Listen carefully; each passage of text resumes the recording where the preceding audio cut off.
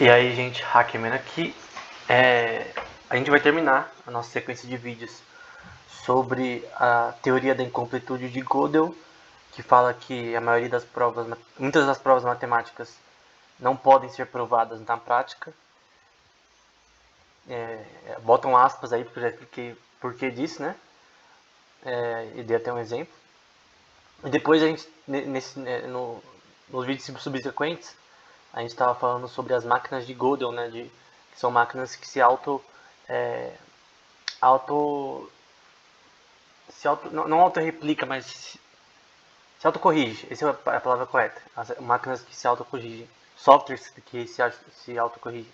Como, por exemplo, um jogo que ele precisa ficar mais optimizado, né? Para ele conseguir pegar em computadores com menos capacidade computacional. Tipo um computador sem placa de vídeo, como o meu, sem muita memória.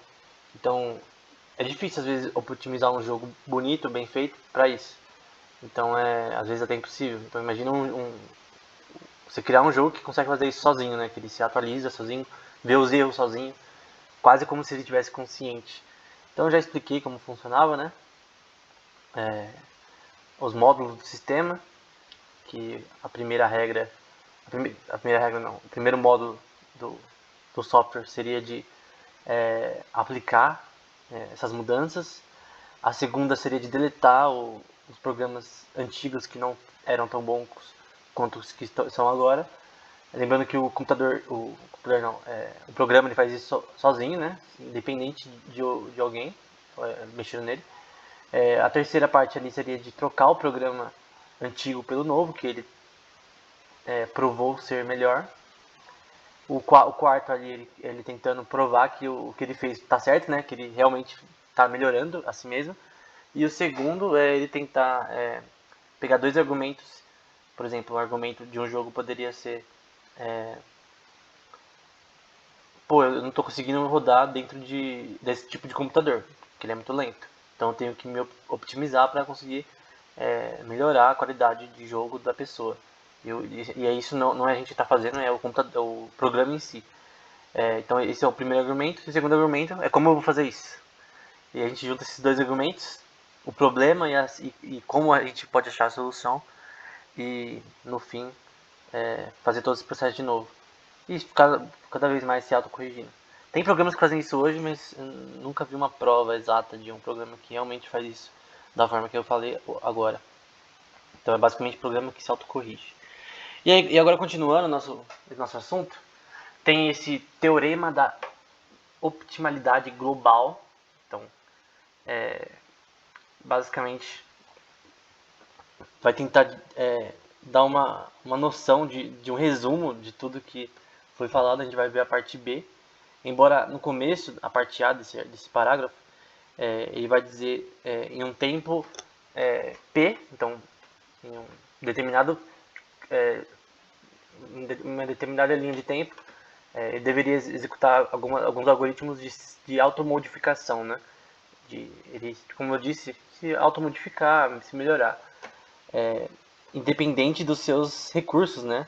Como memória, armazenamento, ele deveria melhorar as formas de ele armazenar o software, de ele usar a memória do software, no caso de um jogo seria isso, de ele se otimizar dentro do computador, de ele, de repente, colocar novos parâmetros que melhorem a qualidade do jogo em si, enfim, tudo de forma independente. E aí ele vai falar sobre o teorema que a gente viu antes, né, que é esse 5, e da parte do switch program, que basicamente, será que é possível fazer isso de uma forma global, né, de realmente você melhorar o programa como um todo, né, a cada vez que esse programa vai se mudando. Então, cada modificação ele ficando melhor como um todo. É basicamente isso. Pelo menos é isso que eu entendi. Algumas colocações do ator, ele vai dizer que em alguns ambientes não interessantes, agora a gente pode usar o exemplo de um robô agora. Vamos tirar o exemplo do jogo e vamos pegar um exemplo de robô ou uma inteligência artificial. que de repente um carro é autônomo. Então vamos supor que ele está no ambiente que não tem nada. Então vamos supor um carro autônomo que você tem que fazer esse carro aprender a dirigir sozinho. Porque todos os carros que tem hoje autônomos, eles tiveram essa parte de aprendizado. Tanto da Tesla ou contra outros, que agora já está assim, montado o esquema deles, né? Mas eles estão em constante melhoria, né? Eles estão cada vez mais melhorando essa questão de aprender a realmente ser guiado, né? Eu vi também caminhões também que estão fazendo isso, mas cada empresa ela vai ter seu próprio treinamento, né? Então nenhuma vai dar o treinamento pronto dela para outras. Mas enfim, se você põe um carro desse para aprender a dirigir num lugar que não tem nada, não tem rua, não tem nada, tipo, só tem árvores, por exemplo, não vai dar certo, né? Porque é um lugar que não daria certo, não tem como. Então, no caso da Golden Machine, ela poderia ficar meio estúpida, a máquina, ele vai dizer, né? Que a máquina não poderia pensar da forma direita porque ele não está no ambiente possível para que ela possa realmente se melhorar, né? Então, o ambiente que está o software, a máquina em si, é importante. E ele vai falar que em alguns casos a máquina de Gödel deveria, né, deletar ou parar de consumir a sua capacidade computacional à toa nesses lugares. E aí vai falar um pouco sobre a Golden Machine no sentido, vamos supor que uma máquina tenha o tempo de vida de 100 anos. Aí vamos supor que você dá um problema para essa máquina, né? E restringindo ao redor dela. No caso de um carro, é você restringir ao redor dela ao máximo. Dá um problema difícil para um carro que é dirigir sozinho. Um carro novo, vamos supor, um software novo que você criou. E você vai tentar limitar o ambiente dessa máquina para que ela aprenda, de repente, a andar em lugares tipo desertos, por exemplo. Uma máquina que anda em lugares desertos. Não deserto de verdade, né, mas lugares tipo que não... de repente, uma máquina que ande vamos supor, em lugares... Vamos supor na África, um lugar que é desértico, tem vegetação, tem animais, mas é só isso, não tem ruas, não tem estradas. Então imagina um carro que anda sozinho nesses lugares. Também é um exemplo de um tipo de lugar diferente para um carro, né? Enfim, vai falar que a máquina de Gödel nesse sentido teria que se reinventar, né? Para fazer essas computações serem mais assim, serem mais rápidas nesse sentido. Então, ela vai falar aí de uma recompensa acumulativa, se ela conseguir sucesso nos primeiros 10 anos, enfim.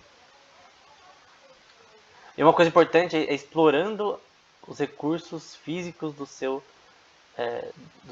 lugar onde ela está, né? No caso de um carro, aí seria meio estranho pensar num carro, aí eu teria que pensar num robô nesse caso. Explorar os recursos físicos para se melhorar seu hardware, ele está fazendo. Não sei, enfim. Talvez eu tenha interpretado errado. Aí vai falar sobre a parte de eficiência.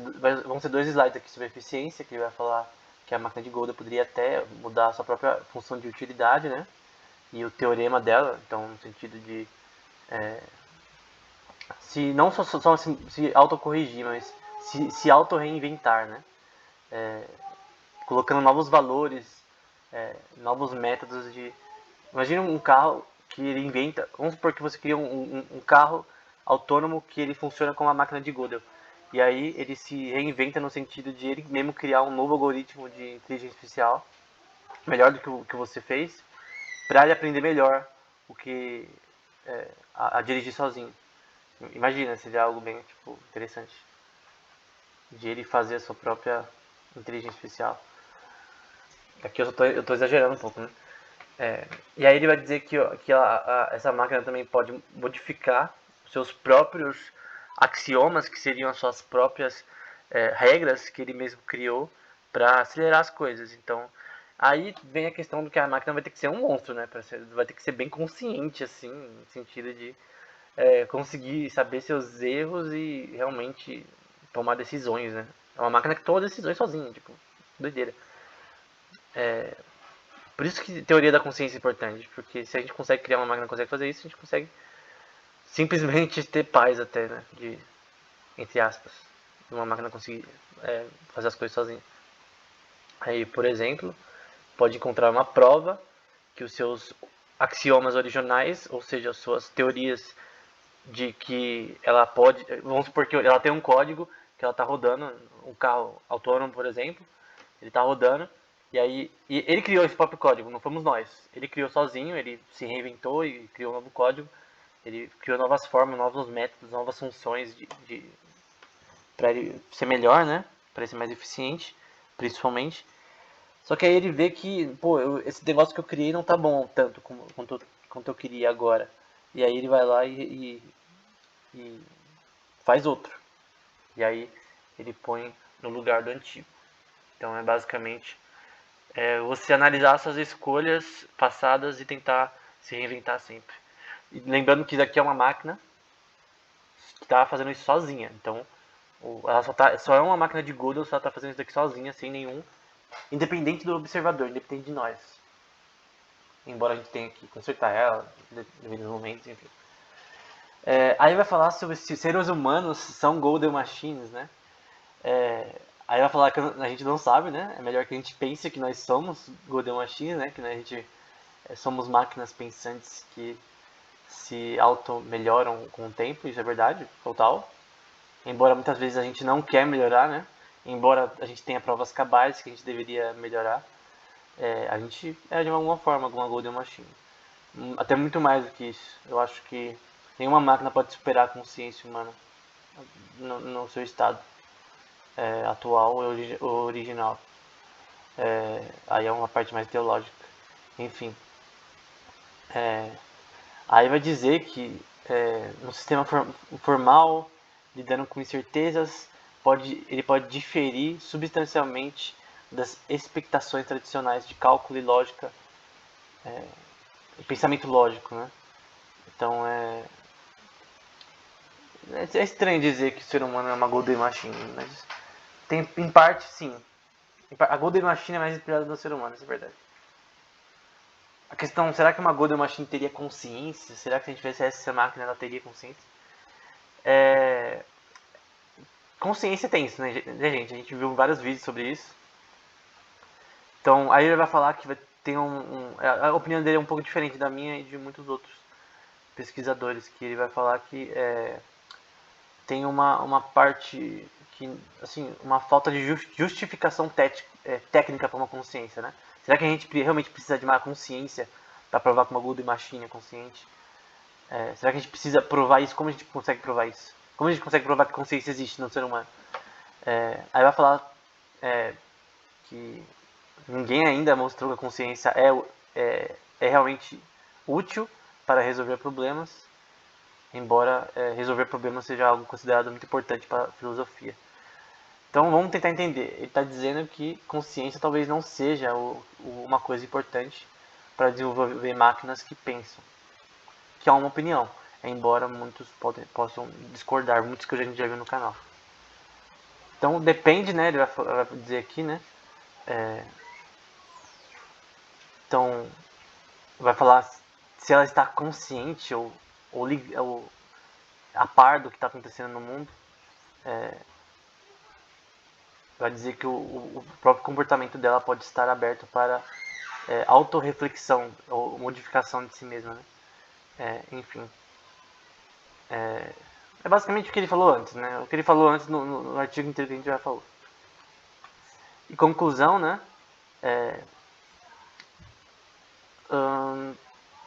Acho que eu pulei uma parte, mas enfim.